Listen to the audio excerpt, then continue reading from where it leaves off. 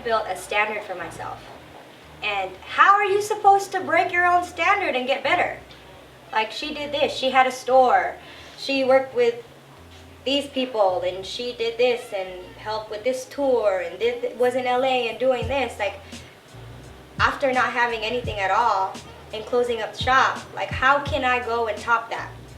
And I had this inner conflict with myself during that time where I had to separate myself from my family, from my friends, and had a lot of things that were challenging for me to like move forward here at home. And you know, the shop closed. I'm at my mom's house. You know, I had to focus on myself, and all my relationships went to shit, you know. So I even lost touch with some of my close friends, and I found myself in a place where I had to figure it out. And leaving was what I needed to do. And I also forgot to mention earlier that my friends, I've known them, I think, since 1997. And they're really important to me. Their names are Freddie and Therese, and they have 3 kids. And they took me to Hawaii. And after the show, and then being in Hawaii, like, my friends always send me to Hawaii when I go through something. Like, physically, like, they literally pay for my ticket and you need to go to Hawaii. So I went, and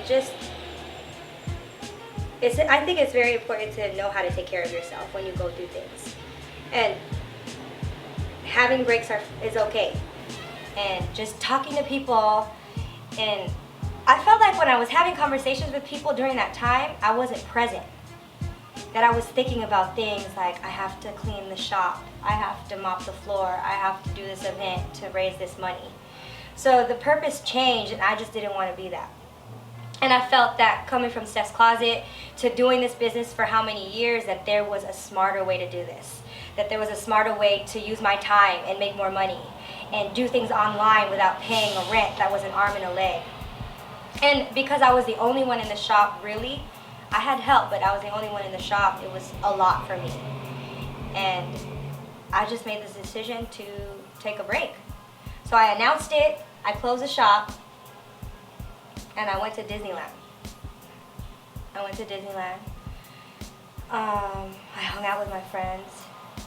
And to be really honest, I was in this really dark place, because yes, I was relieved that the shop had closed, because then I could really get back on my feet and do what I needed to do for myself. But I also was going through a loss.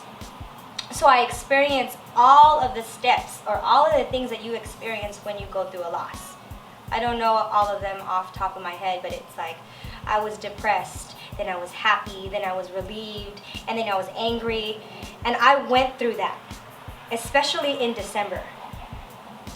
It was Christmas, and it was supposed to be this happy time, but that's when I hit this low. Like, I didn't want to talk to anybody, I didn't want to see anybody.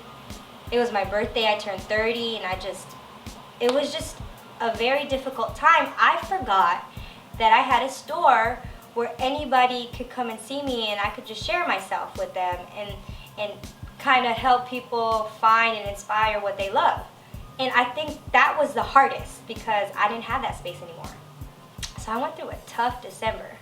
I went to Disneyland again, because I bought an annual pass. So I liked Disneyland. I went there, and it didn't help. So I found myself on January 1st saying, I need to get out of here. I need to do something. Like, when I go through changes, or when I go through breakups, or when I go through loss, I have a list of things that I do. And traveling is one of them. Something about taking myself out of a comfortable situation and being uncomfortable. There's something that helps bring better perspective. So I went to LA, stayed with a friend. I went to Vegas, stayed with a friend, and I was still very depressed. Got off social network, I didn't go out. I didn't know what to do with myself, because now I was very glad that I made the decision to close the store, but then I didn't know what to do with myself. So I did different things. I even worked like trade shows, music videos. I lived off of focus groups, you know, but I was the most emotionally unstable, I think, in my entire life when I lost the store. So I went to Vegas and then I was like, I can't do this.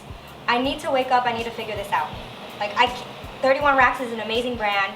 It built such a good like environment and community of people. Like I can't stop doing that. I've been doing this for so long. You're just not gonna go and move and just go somewhere and not do anything. So I edited my resume. I was in Vegas. I went to auditions at like pool parties, at bars. I thought I was gonna go to Vegas and bartend and make some money and then come back and then open another store. And then I applied on Craigslist on this ad and got a music video. So the next day I had to extend my stay and I got a music video gig. And it was amazing. And I styled and I did a production assistant. Then I applied to more Craigslist ads and then I was a stage manager at a theater. I managed a whole play and I don't know anything about theater. And then after that, it just kept going. So I just did a series of gigs that just kept going and going and going. And so when in doubt in my life, I always dance. So dancing always grounds me. So I went back to my dance studio in Oakland called New Style Motherlode and I danced. I did my first show and then, long story short, ended up producing an entire production. So for 3 months, that's what helped save my life, I think. Dancing. I danced every day. I produced a show. I booked an entire production. I managed all the dancers, all the wardrobe, all the crew, everything, and did that with my partners at New Style. And once I did that, everything just came into place. I needed to be smarter about what I was doing, so I got a job at Nordstrom. I'm now working there, and now I have a shop-in-shop at Urban Stitch Boutique, and I'm at Urban Stitch on Monday, Wednesday, Friday. So I am now in an amazing place where I have what I had before, but now it's very manageable. It's not something that takes over my life. And I'm in a place like Nordstrom where they have the infrastructure to support someone like me, and I have financial stability because I will stay there and work. And then I get to be at the shop and do what I want to do. Alana at Urban Stitch I'm very fortunate to have her because she believes in what I do, and I just help her with the shop and generating sales and building visibility. So that's where I am now.